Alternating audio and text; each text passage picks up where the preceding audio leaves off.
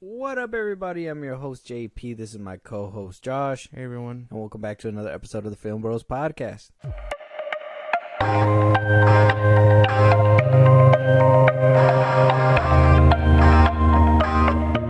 How to start off this episode? It's very hard to segue this one into like a clean start, Josh. So I guess I'm just gonna have to tell you straight out. It looks like Pete Davidson is not just taking on the Decepticons this week, because it sounds like Pete is out here fighting against PETA over some dog allegations. So I guess over the weekend, Pete Davidson's mother's dog had passed away. And I guess over the weekend, they said, hey, his mom was devastated, so he went out to go get another dog. Yeah. And so a video was taken of Pete Davidson and his current girlfriend. You know, he goes through girlfriends like crazy. How does he do it? I don't know. He got the magic stick. I don't know what to say. He gets a snap. And so it goes up to PETA's VP or whoever. And they basically issue a statement saying it's shameful for Pete Davidson to have bought a dog instead of adopting. And it causes Pete Davidson to leave a very angry voicemail to the VP of PETA. And I'll just let you hear what he had to say to PETA. Today at 2:41 p.m. Hi, my name's Pete Davidson. This message is for Daphna. Thank you so much for making comments publicly that I didn't adopt a dog. I just want to let you know I'm severely allergic to dogs, so I have to get a specific breed. I'm only not allergic to Cavapoos and those type of dogs. And my mom's dog, who was 2 years old, died a week prior, and we're all so sad, so I had to get a specific dog. So why don't you do your research before you create news stories for people, because you're a boring, tired you and goddamn. End of message. So if you guys didn't get God. it through the bleeps, he basically said at the end there, and this is where it kind of gets really hot. He says, my mom's fucking dog, who is 2 years old, died a week before, so we're all so sad, and I had to get a specific dog. The dog was actually his mother's, so why don't you do your research before you fucking create news stories for people, because you're fucking boring. And then at the very end of all that, he goes on and tells him to suck his dick. So, and you know, that prompted a very promptful response from Daphna, the VP of Animal Cruelty Investigations,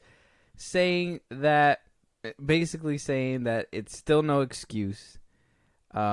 She says that he's uneducated, and that if he's allergic to dogs, that he could have found another hypoallergenic dog in one of the adoption stores. They also addressed his anger, saying that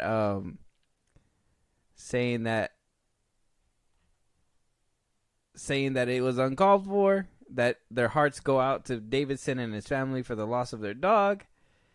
And that still doesn't make an excuse for him buying a dog and propping the puppy mill industry when millions of dogs awaiting loving homes and shelters. And we hope that he'll do the right thing and adopt next time. And that's basically the end of that. Why? So we have... What a random ass encounter. What a random ass fucking fight. So here's my thing.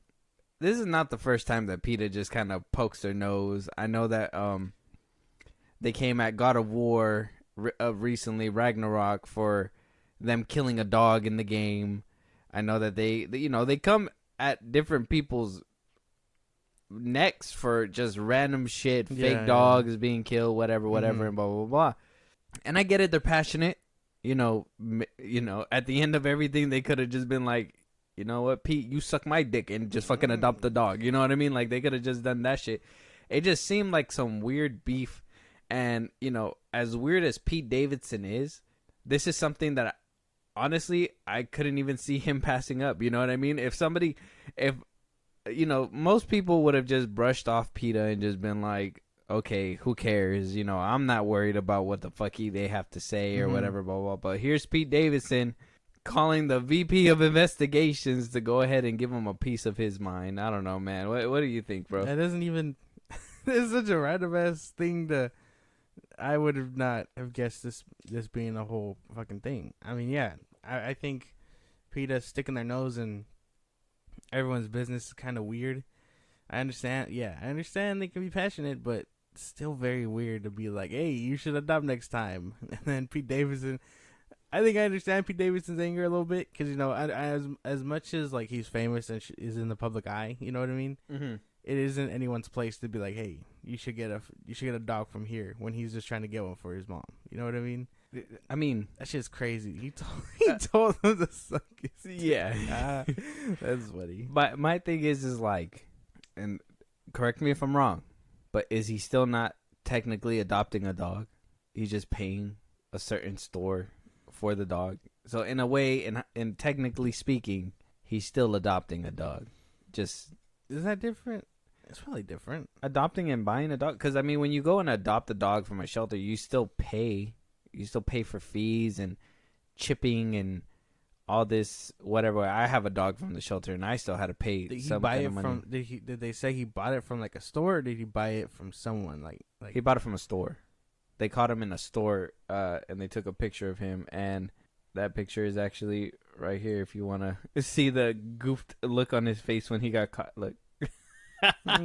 He's like, damn. This is a picture that got PETA on his neck. Is right here. Is them two buying a dog. Look how happy he is, and like his girl is just like, man, I'm just here. How did I get stuck with this guy? Where does he get his girlfriends, bro? Like, I don't understand. Like Kim Kardashian, again, all these people is like, how'd you take him from Kanye West? That doesn't make any sense. Anyways, apparently he knows how to pick his bitches. That's such a weird fucking encounter. Like, why? Again, PETA just needs to shut the fuck up. I saw this post they put up where it was like, you wouldn't eat a T-Rex, so don't eat a chicken. And I was so confused. I was like, those are two different things. I'll tell you right now, PETA, if T-Rex were on this earth and they were probably on the menu, I'd probably eat them. That's why I'd kill to figure out what they tasted like too. I think that's just natural human curiosity. You're not gonna stop me from. If you give me a time machine, I'd go back in time and kill a motherfucker myself and just eat them. Yeah. I'll cook them over the lava, like the volcano that kills them, the meteor. They post a lot of dumb stuff on their fucking Twitter. It's funny. Well, they're trying to make it known that don't kill dogs. Don't hurt your dogs. They should be inside. Where it baffles me is where they decide to be like, hold up there, buddy. Don't fucking spend your money there. Come adopt over here. It's like, bruh, it don't matter. If he wants to go get a dog and I don't know. Maybe that just, to me, when people are like, oh, I'm allergic and I need a specific dog or whatever, it's like, don't even have a dog. Don't even have a dog. If you're fucking allergic and there's only one that can be good with you, just buy a fucking fish. Get a turtle. That's just me. Yeah. More or less, yeah. Because, I mean, again, if you really cared about your allergies that much, you wouldn't be getting one in the first place. Yeah, if I was allergic to dogs, I'd be like, no dogs at my house. No dogs. I'd find a different pet. I'll get a fucking tortoise. That'd be a weird ass pet. That's a weird ass decision. What, a tortoise? Yeah, like out of all the, that's weird. We got motherfuckers with shark tanks. Michael Jackson had a monkey. When you got Michael Jackson, you're gonna judge me for getting a tortoise? When you got Michael Jackson money, you can own those things. I don't know if it's true, but we seen Mike Tyson had a fucking tiger.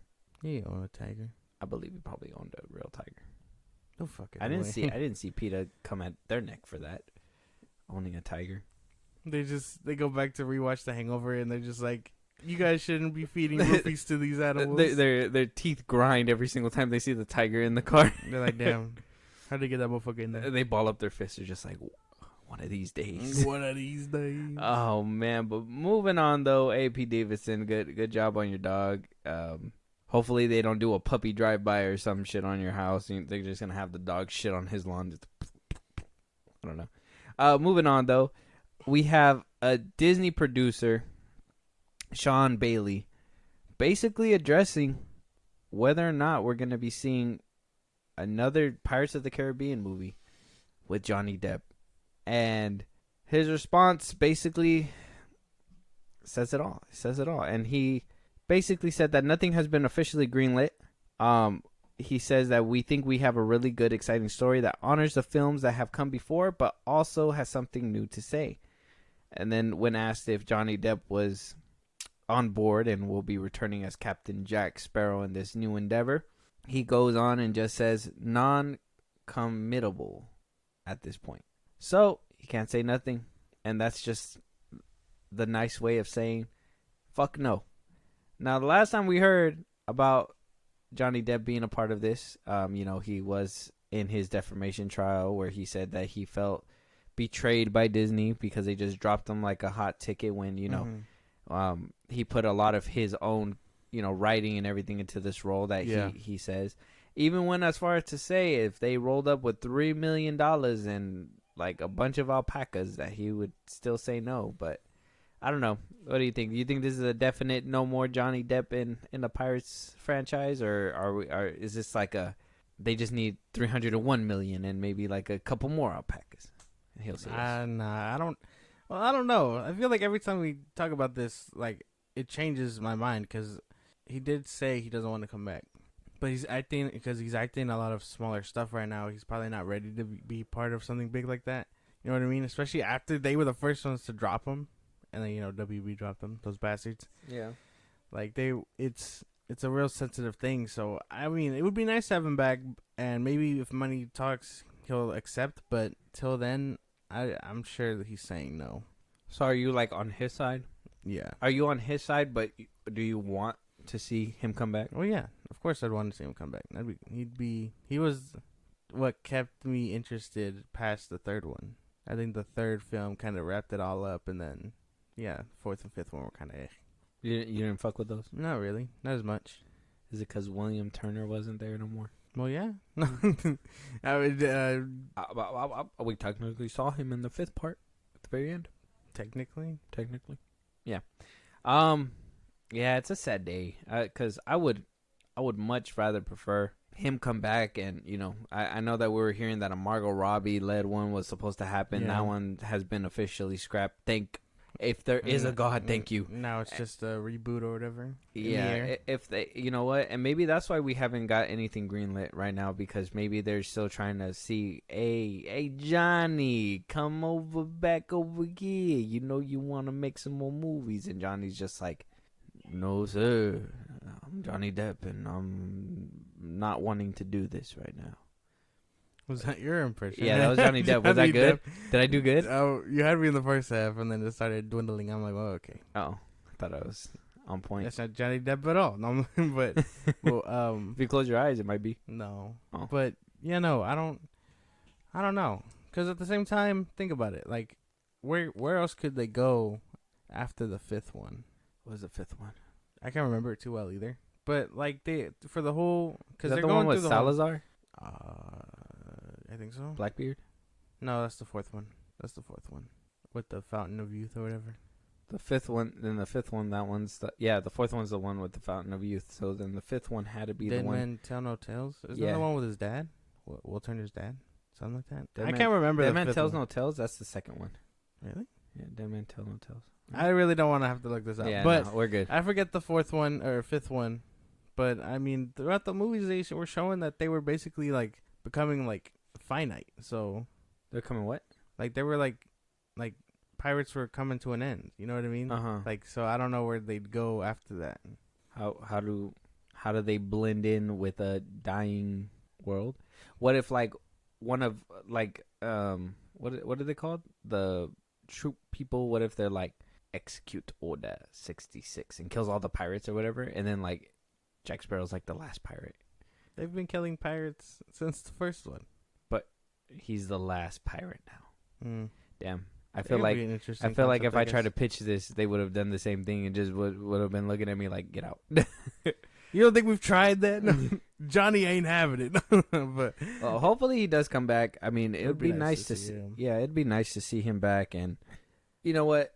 I think every single time we do talk about this, it is kind of different every time, because there's a part of me that wants him back and just be like, look, man, put it to the side, bro.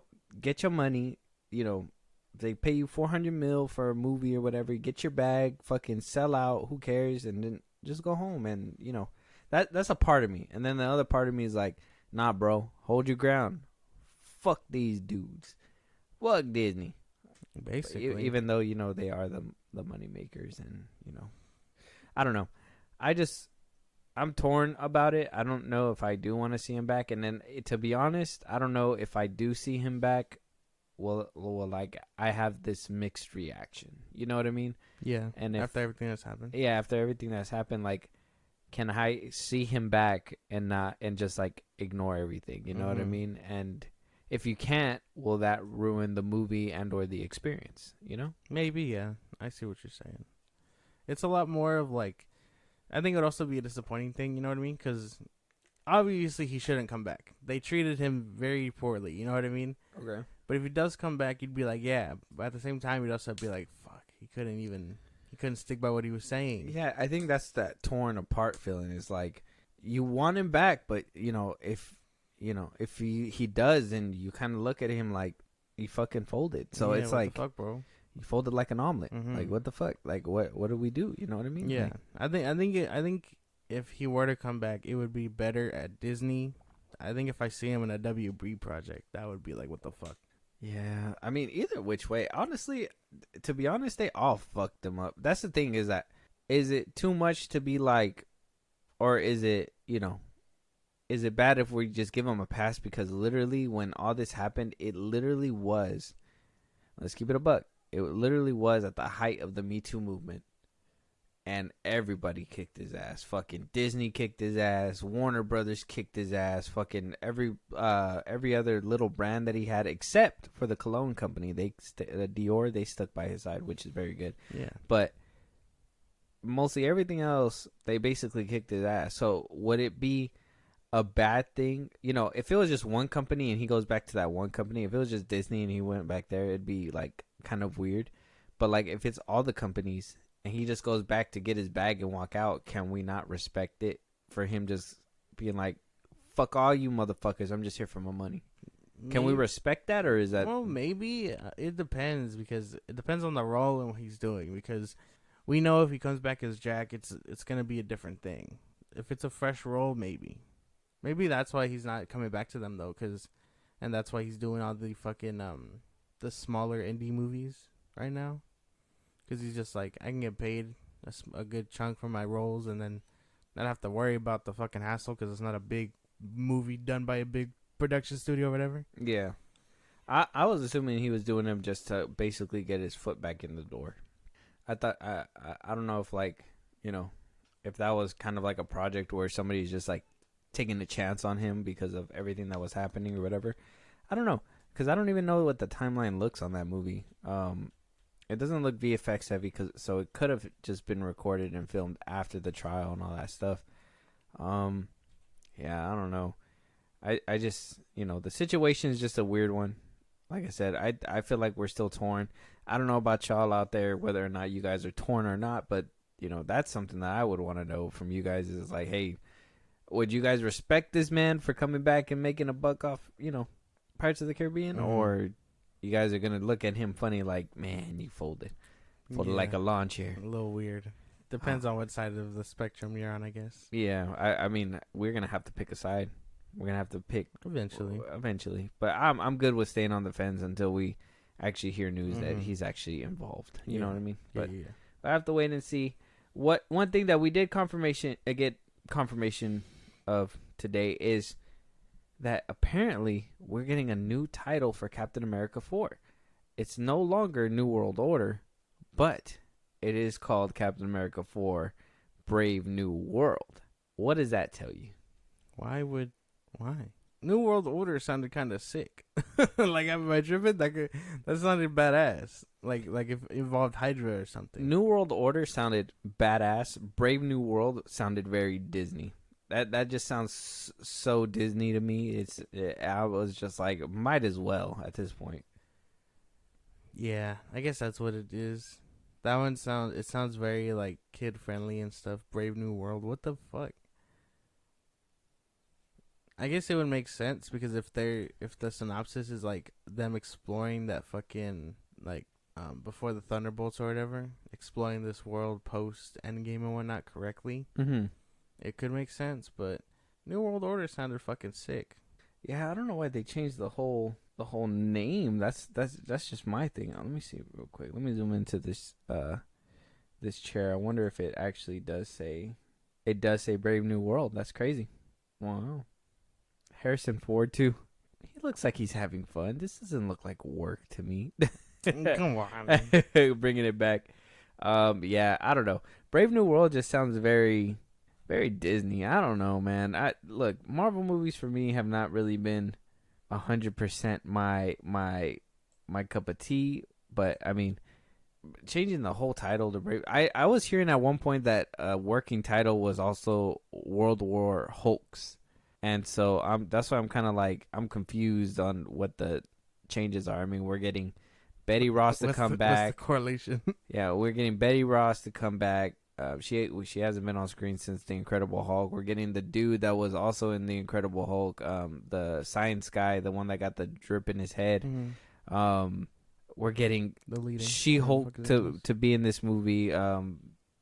Bruce Banner might be in this movie. You know what I mean? Like we're getting so many people. Like I said, this is one of the movies that's super stuffed already. Yeah, they're using this one to build up Thunderbolts and stuff. So I would imagine that there's a lot of Hulk stuff, which is dumb because what worked about the first and second Captain America was that it was about Captain America, him against the world type shit. It was kind of the same thing in Civil War, but you had a lot more stacked things and a lot more politics in there, so it kind of shut people out. But the story was still about Steve and Bucky. Like, why can't they just focus on them? All I know is Captain America with zero powers. Ross is going to be Red Hulk. We got Bruce Banner, She-Hulk. Serpent Society is probably going to be a part of this movie, supposedly. All these threats, no super soldier serum within Bucky. This movie's being called Brave New World. I don't know. I'm hoping they're not doing my boy Anthony Mackie dirty and just kind of like rinsing their hands of the Captain America stuff and just trying to spearhead something different, because this doesn't sound like it's going to be a full-on Captain America movie. I mean, and some people, I know I've seen some arguments where they were like, oh, well, Civil War wasn't really a Captain America movie. Look, man, yes, it was. It was an ensemble film, which was crazy to me for a third film in the Captain America franchise. But, hey, it wound up working out. This one doesn't sound like that. At least there, we had decent CGI. At least we knew, we had two characters that were built up that we loved going head-to-head that built that tension for the movie. And in this one, it's just kind of like, She-Hulk, okay, she twerked with Megan Thee Stallion. Nobody cares. Harrison Ford. I think that's one thing that I'm really looking forward to in this movie is Harrison Ford as Thunderbolt Ross. But everything else, I can tell you, like, this movie is not really, like, catching my eye 100%. I don't know, dude. Because, like I said, Civil War works. Even if it is an ensemble film, it's still about Bucky and Steve at the end of the day. So if they can make this one like that and it just focus on Captain America and Bucky, then okay, sure. But I don't know, because the show did it correctly too. So I think as long as they keep them like playful and stuff, it'll work. But stuffing it like this takes away from that so much. It's that weird thing because right after, I don't know if you remember that whole thing, but right after Sam Wilson was made Captain America, they ditched the fuck out of him. We have not seen him in a minute since that show, and then they were like hyping up Captain Carter. Yeah, like if they were like, "Ooh, yeah, we made him Captain America, but no one really liked a black man as Captain America, so let's shoo him away and make Captain Carter." And she was everywhere. She was promoted heavily in What If, and then in Multiverse of Madness she was there. She was like in a good chunk before this movie was announced. I was hearing a lot of that when honestly I think when Doctor Strange 2 came out, because that's when they basically started putting Captain Carter a little bit more up front along with What If. That's why they put her more up front.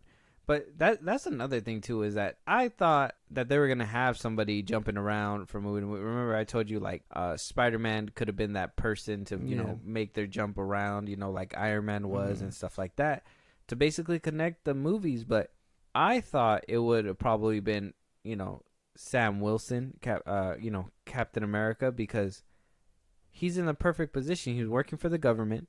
In the spot that he was left in at the end of Winter Soldier, he could be involved in so many things, and he could have been the one to be weaved out throughout throughout these stories to basically tie them all together, and they totally missed it. And I'm hoping it's not because it's a black Captain America. Well, I hope not either. Like, I hope they're not doing him dirty for the sake of that. It would fuck with me so hard, because I'm just like, why? Why would you? What would have been the point of making him Captain America in the first place? Because all of But okay, let me ask you.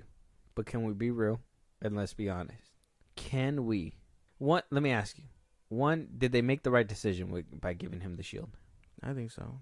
I would have given it to Bucky. I was in that boat before too, but I really like the show, and I've watched it a couple times, and I think by the end of it, Bucky's just tired. He's ready to give up. You know what I mean? Or not give up, but he's ready to like go to like bed. You know what I'm saying? What do you mean? Like he's just done? Yeah, like he's. But tired. he's coming out in the Thunderbolts. He's probably gonna be forced to do that shit. You know what I mean? Mm-hmm. I think that's what they're trying to do. Like when you say get someone in to interweave, they're getting that one chick. What's her name? I can't remember her name. The one that Falcon and Winter Soldier? Was she there? Oh, I guess she did show up there. What was her name? Who? She showed him in Black Panther Wakanda Forever 2. She was married to that white guy, or she's the ex of the white dude. Oh, she's like the negative Valentina. Valentina. She's the one right now who's kind of like in everything and connecting them. I'm pretty sure for Thunderbolts, but she's the one right now. Yeah, she's supposed to be the one to be weaving through, but okay. But like in Black Panther, what was she really there for besides to be there? You know what I mean?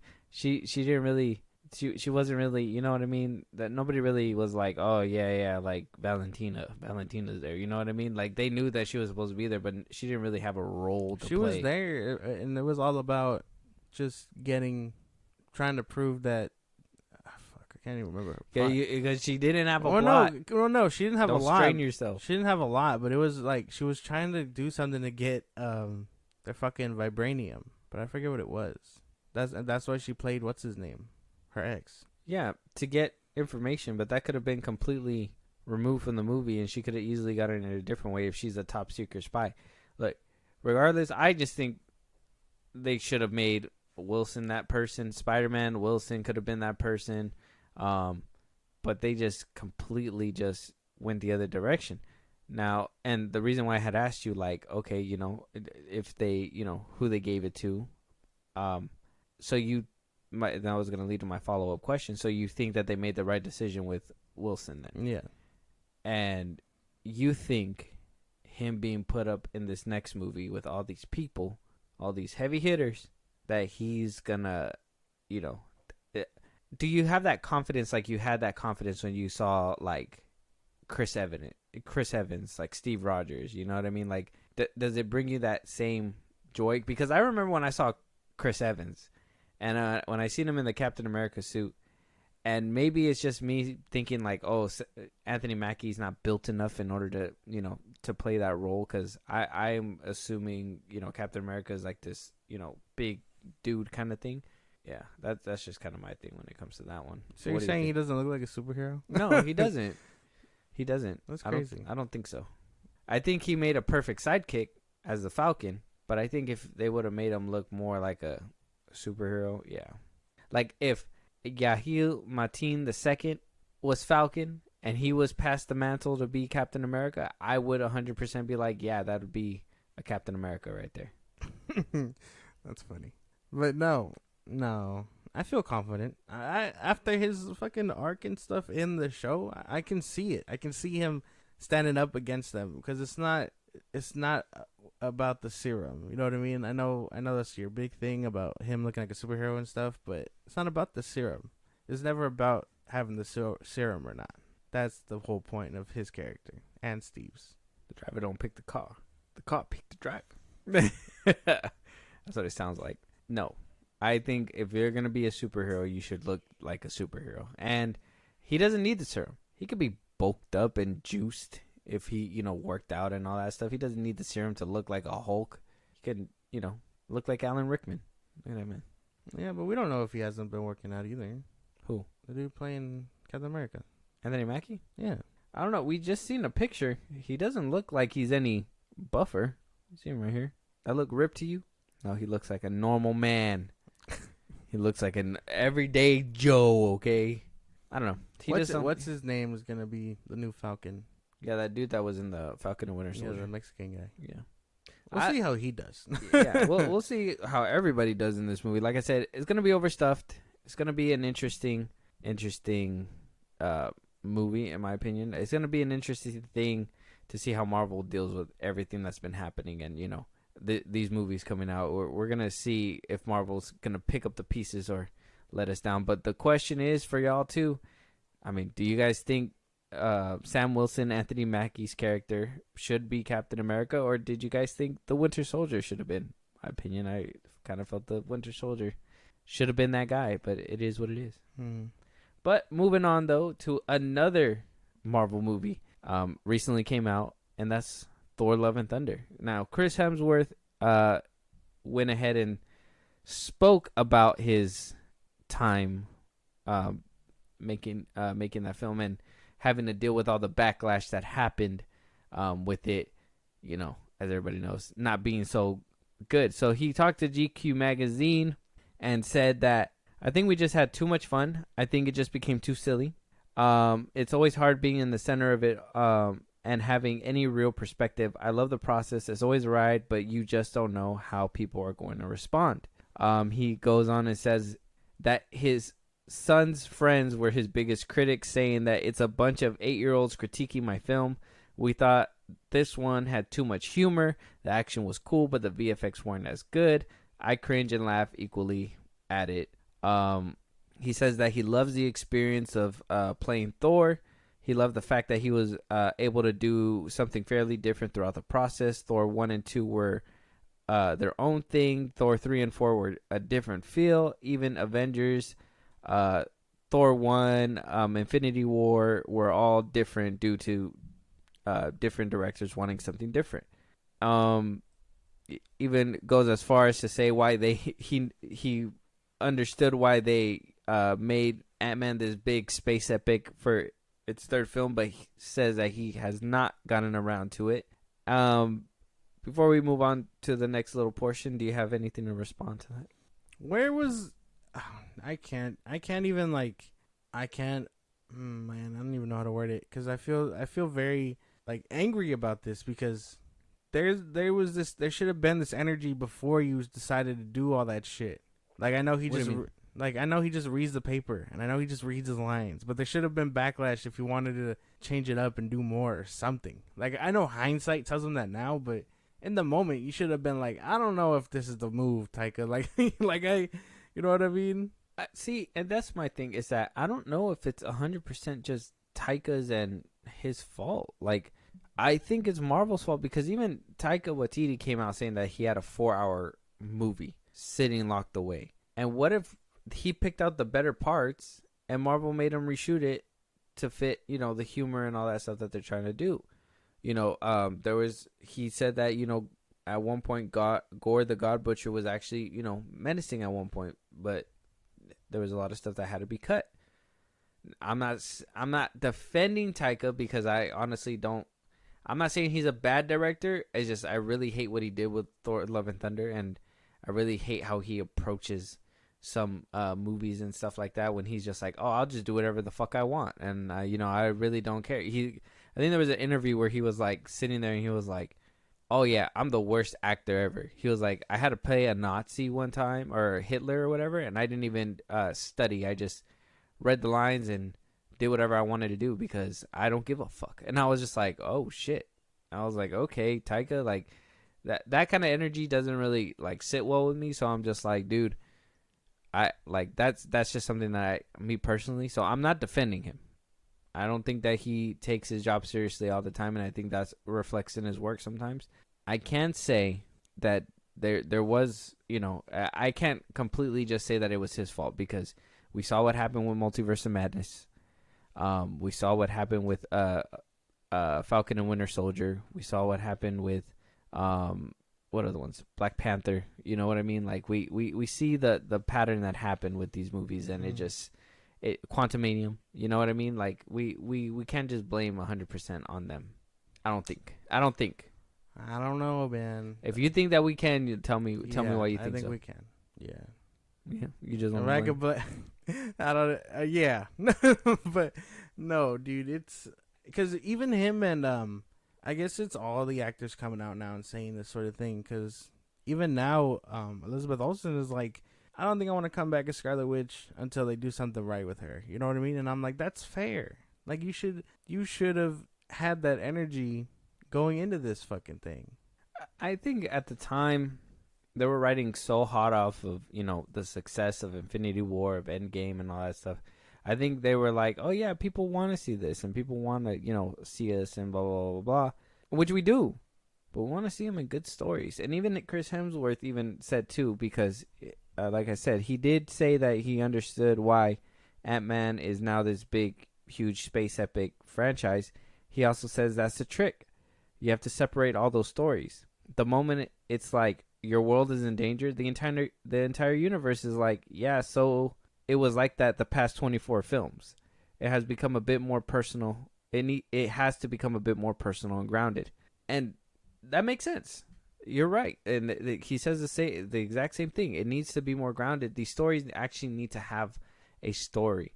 And that's the thing that I feel like all these movies have been struggling on, is that they don't know. They're so busy trying to set up this big old world that they're missing the mark that, when Iron Man 1 came out, it was a self-sufficient story. You know what I mean? When Iron Man 2 came out, though, you might think some people are on the fence about that. It was a self-sufficient story that connected with other stories. Same thing with Thor. I really enjoyed Thor 1. You know what I mean? That one was a really good story.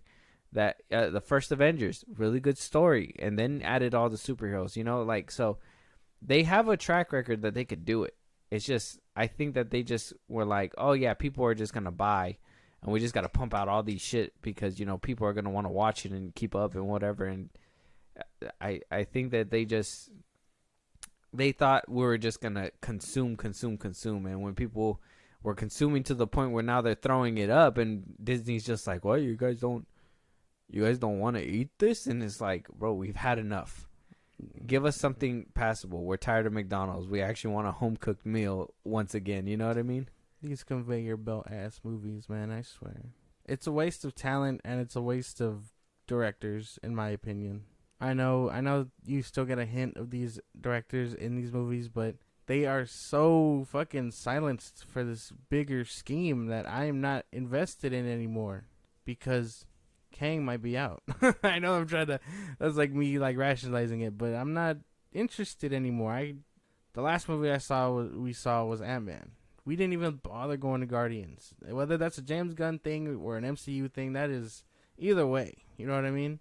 And now the Marvels. I think it's coming. a little of both. Well, now I think that one's just a three-headed snake, because it's a Marvel thing, it's a James Gunn thing, and to be honest, it's a Guardians thing. Nobody really, you know what I mean? I don't really care for Guardians, but I understand what you were saying finally, that I just don't care. I probably won't care until I see Blade, F4, and maybe Captain America with all these set photos. Yeah, that's what I'm saying. They really need to do something to really ignite the fandom to come back, and I think they really need to, like, instead of doing this big old spectacle movie or whatever, you know what I mean? Let's have They gotta get back to like what made Iron Man in the first phase so great.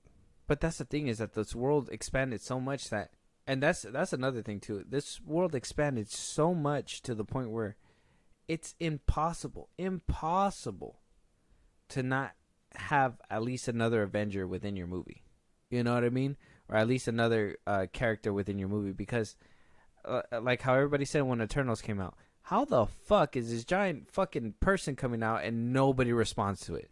Nobody says, hey, whoa, giant fucking thing coming out of the sky here. Where's Spider-Man? You know what I mean? Like, what the fuck is he gonna do? I don't know. Somebody got to do some shit. Like, Spider-Man just turned a blind eye. He's like, I'm in New York. You know what I mean? This like, isn't my fight. Tony would never stand for this shit, all right? He would have put a suit of armor around the world before this ever happened. Anyways, but I just think that they it's just ridiculous that they're at this major scale, that it's hard to, you know, to maneuver this universe. You can't do anything and have this well-grounded story because we've already had world-threatening threats forever now. Now it's just another Tuesday. Like, oh, we just got to beat up these people. Boom, boom, boom. Big final third act, and then, you know, go home. If that was the, like, even if that is the case, you know what I mean? Like, you could pair these people up just like in the comics and make it work. Kind of like what they did with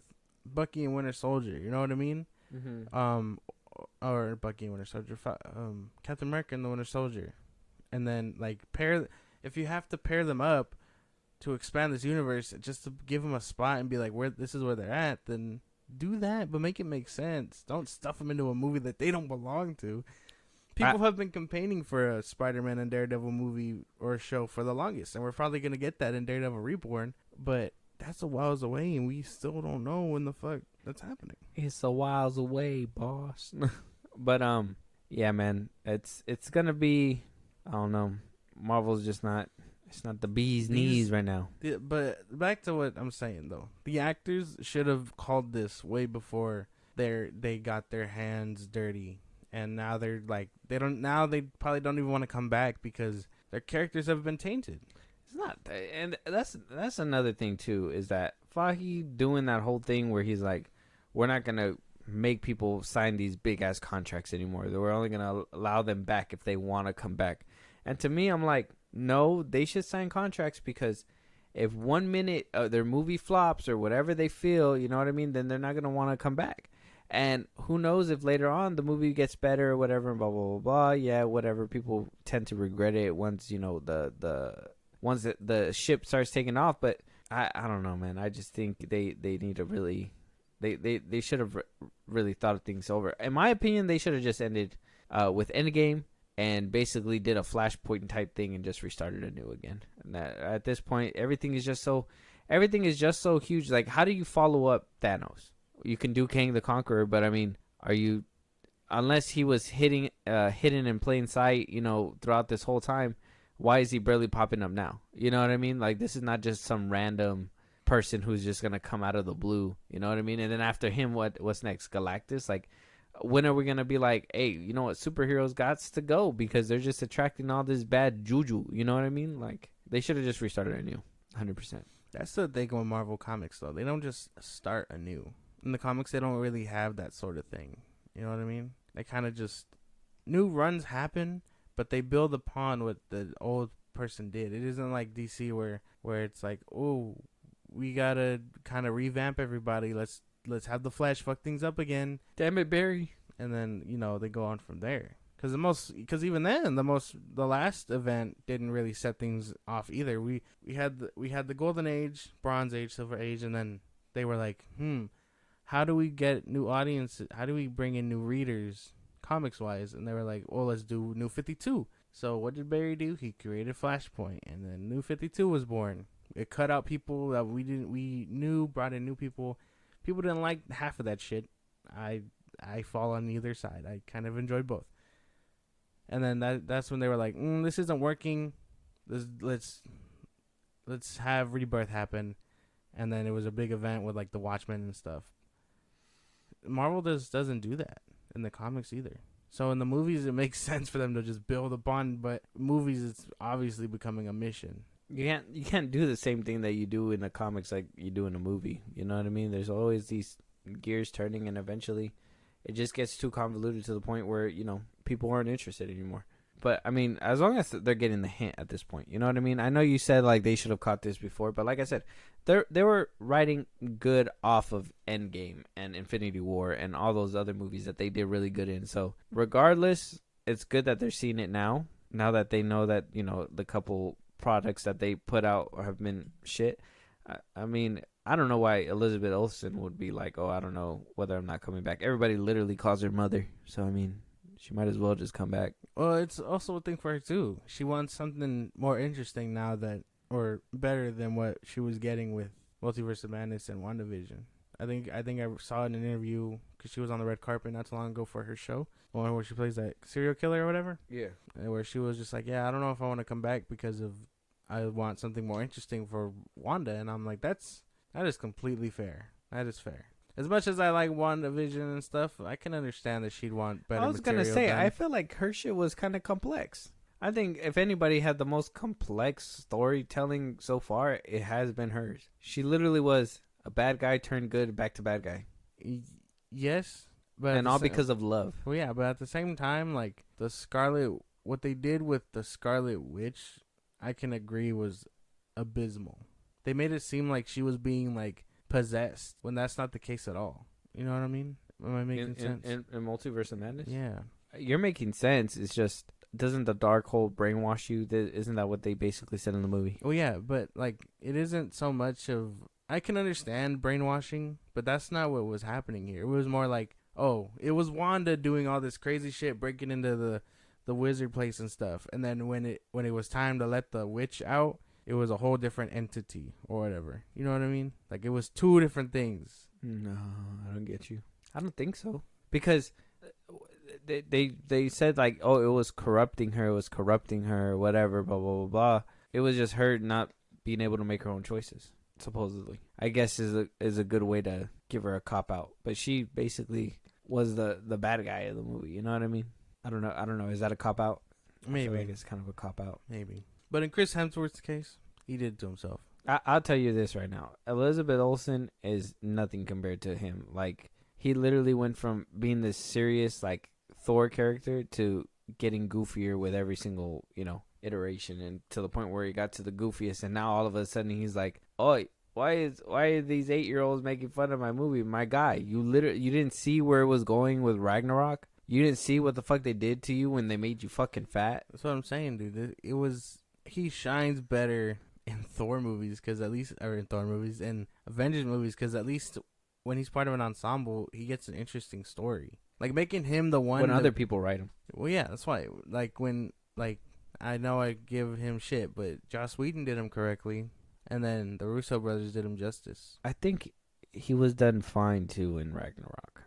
I mean, yeah, I know you probably. I don't know about that one. I know you probably say no, but I'm telling you, he did a good job. But we'll agree to disagree, and we'll leave this one here because this one's actually turning into a steep topic. But if you guys want to hear more, let us know. We'll be glad to debate this even more. Moving on, though. So we did talk about this a few episodes ago. If you guys haven't heard it, go check them out. We do talk about a lot of stuff that is rumored, but now it seems like the trades have finally picked it up, and it sounds like Andy Muschietti might be that guy to direct the new Batman, The Brave and the Bold, for James Gunn's new DCU. Andy Muschietti is the horror icon that Walter Hamada had brought to basically film the Flash movie, and we're hearing reviews are going good. We'll talk about the reviews right now, but we're hearing good reviews right now and all that stuff from the Flash. We're hearing a bunch of positives, so you should be happy about that. We're hearing a lot of positives. So I mean, is it jumping the gun to say, hey, this is the guy to direct the new Batman movie? Or I don't know, man, what do you think now that it's actually kind of getting definitive? I still have to see what the Flash is like to say if I like this or not, but I don't know. I very mixed feelings, because at the same time I feel like we lost, because the writer might be the same one who is doing Batgirl. Yeah, that was the bug. It's not happening. No? Okay. She also wrote the Flash movie. Oh, fuck. No, but no, I'm just kidding. But I don't know. I can't tell if this is a win or a W. It's all going to depend on how I see he does the Flash. So this isn't a win for you. You know, not at the moment. No. all right. Well, let's go ahead and check out the Flash reviews because like I said, he did direct the Flash. With the embargo lifting, a lot of people giving out the reviews. We're getting an actual scope of what the Flash is going to be bringing. So right now it's sitting at a 72% at the time of recording this, a 72% on Rotten Tomatoes, with 71 reviews in the chamber. And I thought we read a few of these reviews, good, bad, whatever. I'm going to start from the top and we'll just make my way down. So the first one's a bad one, and it basically says a morally specious movie that's mostly about reflogging the cultural canon of an entertainment conglomerate. Very fancy words for saying they put a movie together to basically canonize what basically has been happening with Warner Brothers. So another one says it's a pitiful disservice to itself, turning a relatively fun, if rocky movie into nothing but another product designed as a carousel where you can point at things and people you recognize. This one's a positive one, saying, taking on its own merits, Andy Muschietti's film has lots to offer and frequently shows flashes of brilliance that set it a cut above most of its existing DC Universe brethren. Another bad one says it's a well-trod territory at this point, even for a speedster. Another bad one says maybe nerd culture was a mistake. Wow. Another one says, and this one's a good one, it says it's sometimes buried under layers and layers of storytelling knots that the film never fully untangles, but the fun is there, and when the film is really working, that turns out to be enough. Let's do one more bad and one more good. Okay, let's do this bad one. It says Ezra Miller is definitely an acquired taste as the lead character. Perhaps most troubling of all is how much more interesting both the older Batman characters, Michael Keaton, and the new Supergirl character, Sasha Calle, are in support. And one more good one, just, to wash the bad taste out of our mouth. It says The Flash is fun and an adventurous film that brings a lot of nostalgia and DC goodness into the fold. Michael Keaton as Batman is definitely the highlight of the film. So on and so forth, etc., etc. So you've been here, you heard these reviews, Josh. What is coming to your mind with these reviews? And I know we don't listen to reviews around here, okay? We'll give you guys our review, but we always preach and we'll forever preach. Go out, watch it for yourself. Formulate your own opinion. You can listen to us, you can have the conversation with us, but at the end of the day, we want to make sure that you guys are thinking for yourselves. Exactly. I'll say it yeah, that's a perfect way to sum it up. I'm not even going to say fuck Rotten Tomatoes. You said it correctly. But I don't know how to feel about these reviews. Not even just from my own view of fuck them, but more of just I don't know, because I'm still very toward I know it's not gonna be all this good shit, but I know it's not gonna be all this bad shit either, and I feel like all of them were kind of just tipping the scales. Yeah, from what I'm reading, from what I read, what I'm picking up is that a lot of people saying that it's fun. You get a lot of faces. A lot of people are saying that the story's kind of weak, and regardless, I think all the positive stuff is coming from the cameos and the fun that you're going to probably have. This might be just a popcorn flick that a lot of people are going to sit down and just be like, hey, this is really fun, and I could turn my brain off, and watch this film and feel good about myself at the time I leave.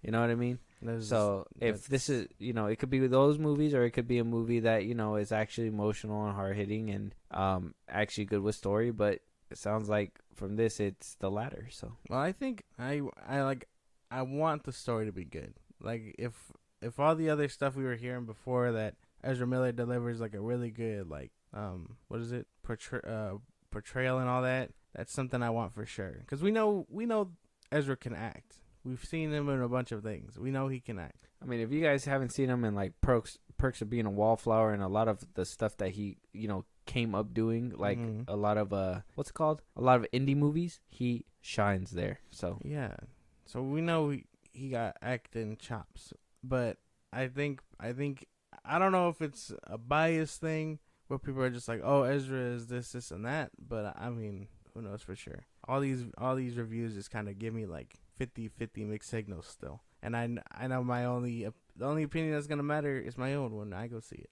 So yeah, we're gonna have to wait for that day. It's coming up though, June 16th. It is coming up. You know what? It just, at this point, I don't know if it's you. I don't know if you feel the same way, but I just feel like everybody's seen the movie already. I feel like everybody but us seen the movie. Yeah, because they did a lot of like releases, and then we're just waiting for the day it comes out. Fan events, all that stuff. Now we're hearing, all the critics are watching it now, and they're actually watching the final version with like the post credit scenes and all that stuff. So I don't know, man. It just feels like everybody. I feel like there's a club and we're not in the club yet. Yeah, I know. I feel like we're on the outside still looking in, trying to figure out, hey, is it even good to be in there? You know what I mean? And I'm just like, I kind of just want to fucking get in that club already. I just want to see what the hype is about. And, everybody's telling you, believe the hype. Tom Cruise is saying this is the movie that we need. You know what I mean? So, I don't know. I don't know, man. A lot of this stuff is just 50-50. But hearing from these, at least critics, a lot of people were saying that Sasha Calle and Michael Keaton's Batman is one of the highlights. Which is amazing. And Andy Muschietti is going to be directing a Batman the Brave and the Bold. Will this movie be the movie that we can look at to be like, hey, this is how he's going to handle Batman. This is what we're probably going to see in a Batman movie. Like, is it fair to do that, or you think we should? It's fair. Give him the merits and stuff. But again, if we know this movie's getting this kind of reviews, and then we know he only come from horror, what can we really expect from him doing a whole Bat family movie? That's Same true. thing. That's kind of my thing. That's kind of how we look at James Gunn too. Like, he's done all these people who are basically no names, built him up. How is he gonna do with a Superman? You know what I mean? That's the thing. That's true. Like, we can base it off their work, but at the same time, we don't know what they're capable of in that domain. I guess you have a point.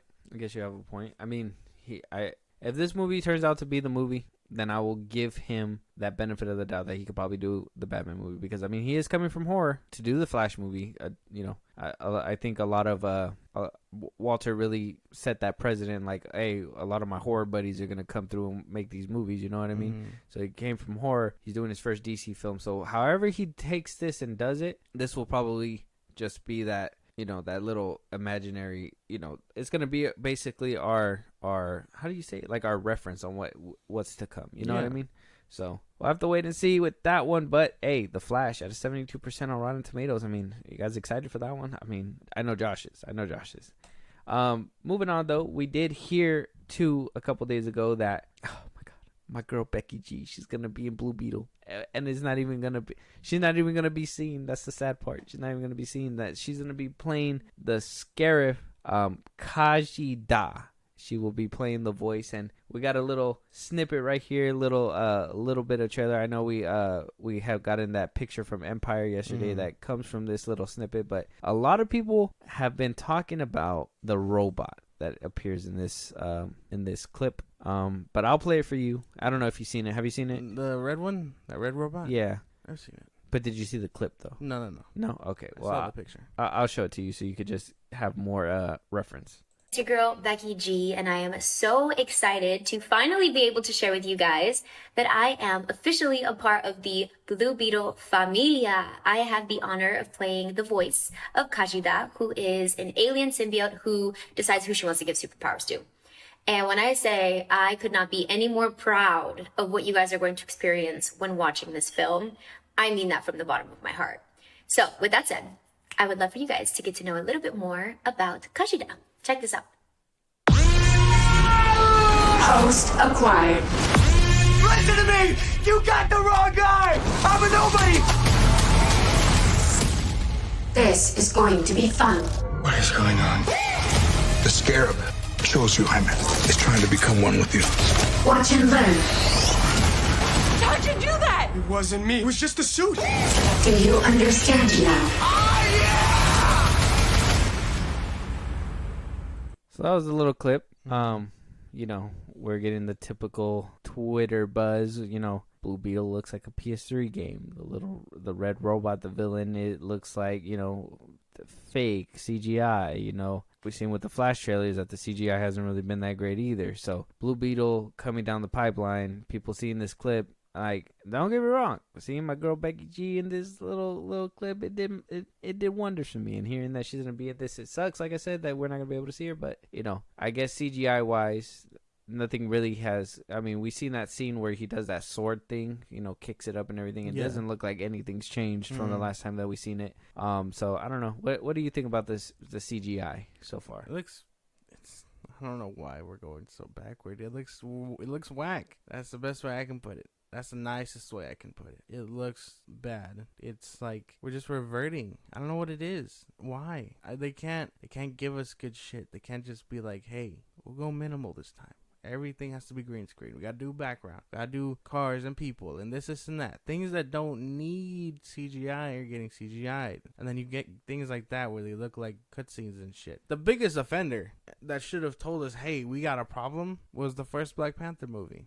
Yeah. That ending fight scene with Killmonger. Like, it was, I can admit it was dope, but that shit looked ass, and I wish I could skip to the end of that just every time. Here's my thing, is that with Blue Beetle, they actually shot with a practical suit, though. They had Homeboy, like, in an actual practical suit. There was, like, behind-the-scenes photos and everything, so why does this still look so bad? They've always, I don't know what it is, because even now, they've been doing that, too. Like, oh man, let's build this dope ass suit, because they did it with Tom Holland too in his Spider-Man movies. They built this phenomenal looking suit, and then they CGI it for simple shit like wrinkles and stuff. I'm sure your suit will wrinkle regardless. You know what I mean? I get that. Like, I get why they are doing that, and that's, obviously for a better fitting suit, whatever, blah, blah, blah. And then, plus, they use the suit for reference, too. So, like, they have them wear, and they let them, reference for lighting and everything, and that's what is basically put into the CGI suit when it comes around. It's just, ain't no point in shooting in a real-life suit, because one thing is that, they probably shot Tom Holland in a real suit, maybe in a couple scenes, and in this one they shot him in basically every single scene with a real suit. So like, why are we still CGIing, and why does it still look pretty fucking bad? You know what I mean? At that point, you just put him in a motion capture suit, and then just add the suit in post. It probably would have came out looking a little bit better. The one that still amazes me is Black Bolt in Multiverse of Madness, that his was all fucking CGI, but that should look good, that should look real. It's crazy. All the budget wasted on one man. No, but yeah, no, we've been reverting to this little thing where the CGI just looks ass, and I know we could do better with phenomenal things, and maybe it's a budget issue. But if that's the case, maybe it's time to look back at your story and be like, do we need this big CGI battle? No. Well, and that's the thing too, is that this movie was supposed to come out on what was HBO Max. Now it's Max, but it was supposed to be just a Max original, but turned out that Zaslav was like, no, we got something good on our hands. So good, we gotta put it in the theater. Then if that was the case, and then he looked over at Batgirl and was like, but that one got to go. No, not you, shit. But if that was the case, he should have shelled out more money. They're like, hey man, you gonna put it in theaters? Do you think we can get a little bit more cash to finish this stuff up? No, we're just gonna ship it out like that. I think they did though. I think he did. He gave him more money, but it wasn't like it wasn't a crazy amount. They're like, dog, we're in debt, right? I'm just saying. I'm trying to sell music over here. I'm just saying. Zack Snyder was able to make Steppenwolf with a $70 million budget. Exactly. So what are we doing? What are we doing? Like, it doesn't make any sense. But yeah, excited that she's in this movie. Not so excited for the CGI. Like I said, CGI is a big thing for me. So if the CGI is not living up, then it really it puts a damper in my day when I'm watching these movies. But speaking of Zack Snyder, we did get a very, very, very, very, very, very, very, very good topic today, and that is Rebel Moon. So we wound up getting pictures. Not only did we get pictures, but we got an exclusive interview with Zack Snyder coming from Vanity Fair. He talks about the movie, goes in depth. If you guys want to see it, I say go check it out. It's a big, big article that I could probably break down everything, but I just want to honestly break down the most important thing. Look at that. Wow. The whole crew.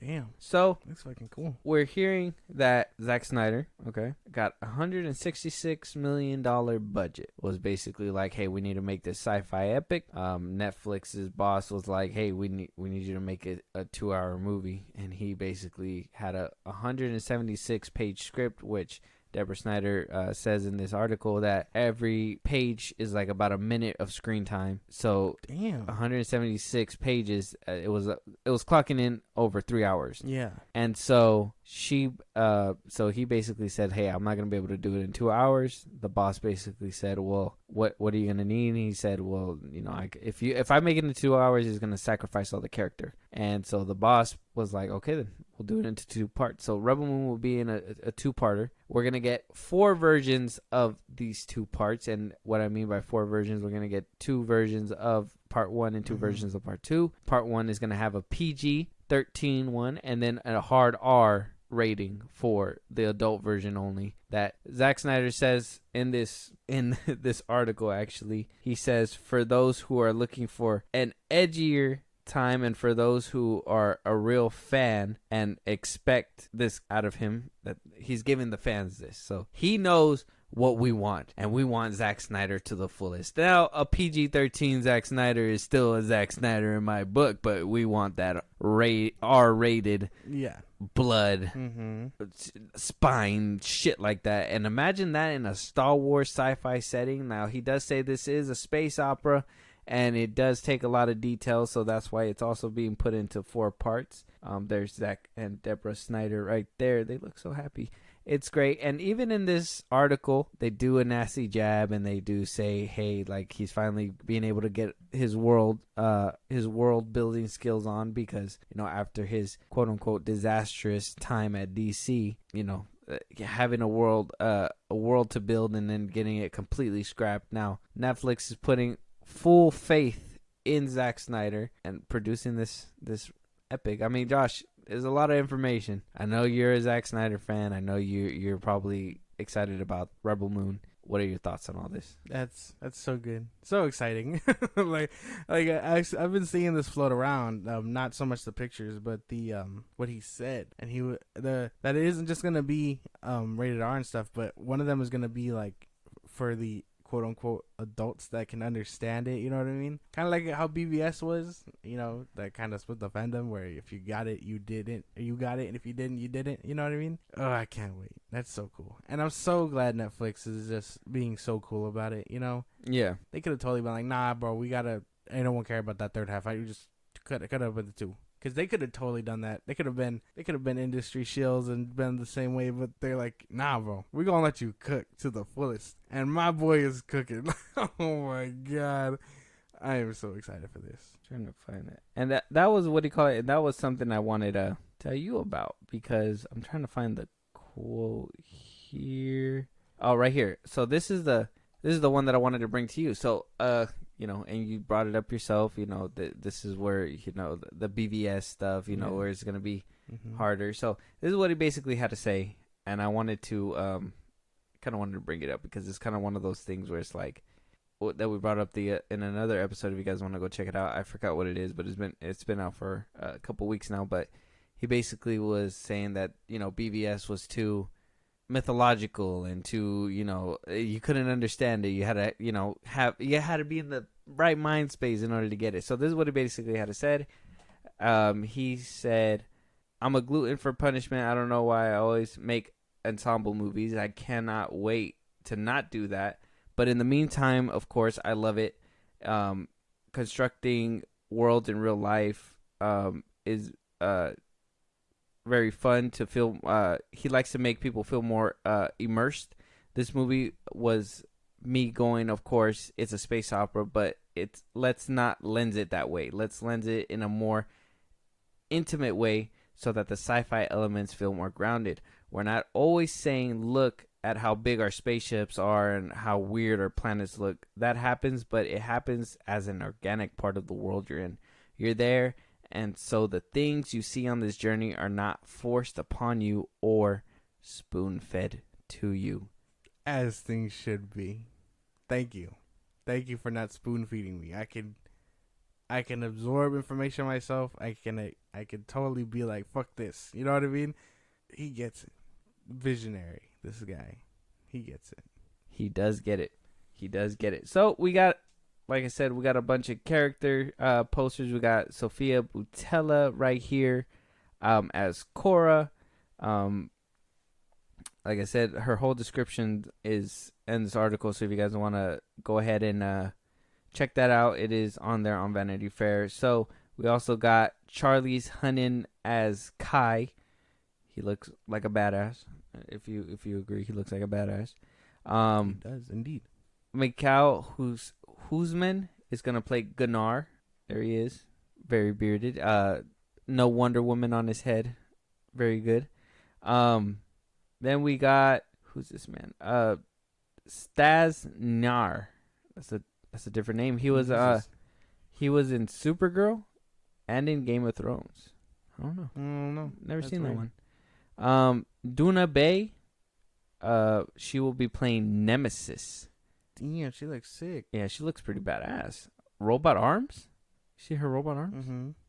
That's nice. And then we got Ray Fisher as Blood Axe, and alongside Cleopatra Coleman. So there's Blood Axe. That's Ray Fisher. I don't know who that is. I don't know if anybody said his name yet. E. Duffy is non-binary. The director uses the pronouns. Oh, okay. A non-binary actor. Is there a non-binary middle ground for that? Actress or actor? Yeah. No, not that I know of. No. Yeah. So very, very good pictures. Very nice. All this information is just great. Like I said, if you guys want to, he looks sick. if you guys want a closer look at Zack Snyder's Rebel Moon, there's a lot of pictures. Like I said on this Vanity Fair article, there's a lot of pictures. Look at Zack, just happy. He must love it there on He's Netflix. fucking thriving. Yeah, he's having a great time. Finally. Nothing but excitement, right? Exactly. I'm excited for Rebel Moon. Yeah, excited for Rebel Moon. Happy for Zack to finally be getting his way. Fuck you, Warner Brothers, for doing this man dirty. Yeah, sucks we don't get the rest of his vision, but if we get something 10 times better in return, sucks that it's on Netflix because, you know, Netflix is Netflix sometimes, but, you know, if they trust them this much that they said, hey, make a 2-part movie and spin-offs, not for one franchise, but 2 franchises, it tells you a lot. He is fucking cooking, this guy. Good shit. Very good. Yeah. With that, we're gonna it's gonna lead us off to our last 2 topics, and that is gonna be 2 horror movie trailers. Now we already talked about this. The Filippo brothers have a new movie called Talk to Me. They want to putting out a new trailer. Okay. The first one kind of gave us a little tidbit, a little taste of what it might be. I thought we can go ahead and dive a little bit deeper with this second trailer. Hopefully we see a little bit more stuff, and, you know, maybe we get a little bit more scares. Yeah. Right after that, we will have another trailer, another horror movie, and that's going to be Insidious: The Red Door. We've got another final trailer for that movie, and for that one, I'm still kind of on the fence for, so I'm hoping this last trailer kind of teeters me to that, you know, let's go watch it. But first things first, let's go with the Talk to Me trailer, and we're just going to jump right into this. You busy tonight? You want to turn, eh? My mum leaves at 9. So you're 10.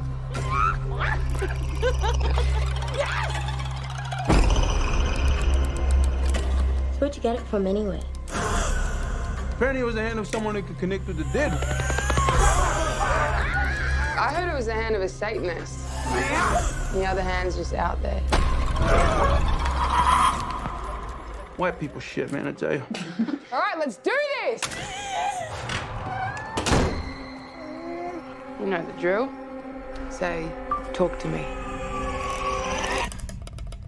Talk to me. Haley, fucking stop it! He's choking! 83 seconds, get it off him! What the hell?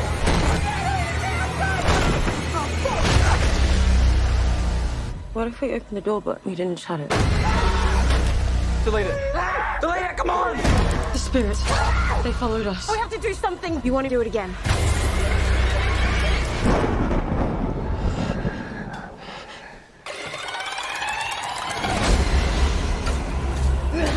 They're not gonna stop. What was it? What? I don't know! I let you in. I let you in.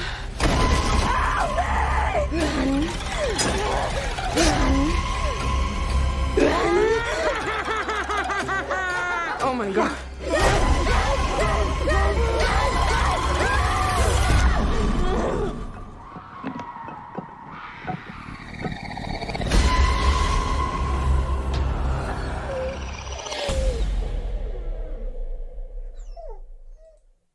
That actually looks really creepy. Yeah, they're cool.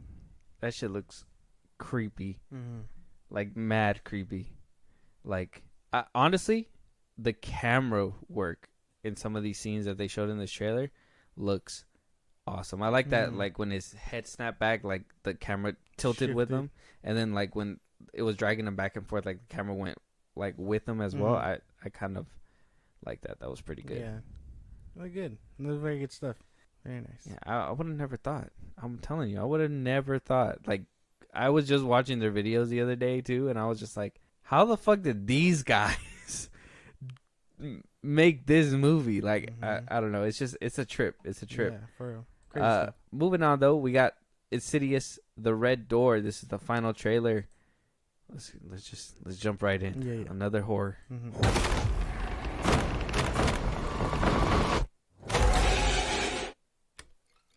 Conclusion? Like, this is the last one? It's not the house that's haunted. It's your son. There's something in there with him. Is there something wrong with Daddy? These things are bad. He's got your baby. Dalton! He's got your baby.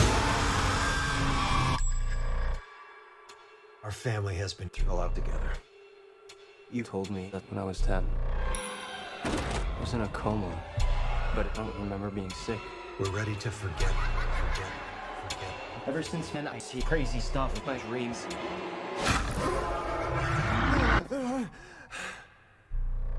Those are not dreams. It's happening again. Something is following us. I'm gonna need you to remain still. Hello? Hello? Oh, hell no. Oh, you got me fucked up.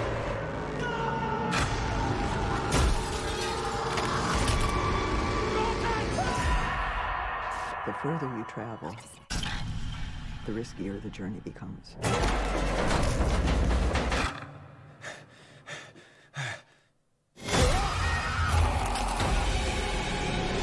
That's sick. I've always wondered what happened to that Darth Maul, Azazel looking motherfucker. Fuck. That looks really good. That trailer one, looks really better than the first one. that one kind of made me a little bit. But now that they showed a couple of the scares and everything like that, no, that one in that one scene, no, fuck that shit. No. I'd say no. To be honest, I wasn't excited for the last couple ones, but to see this one, I would.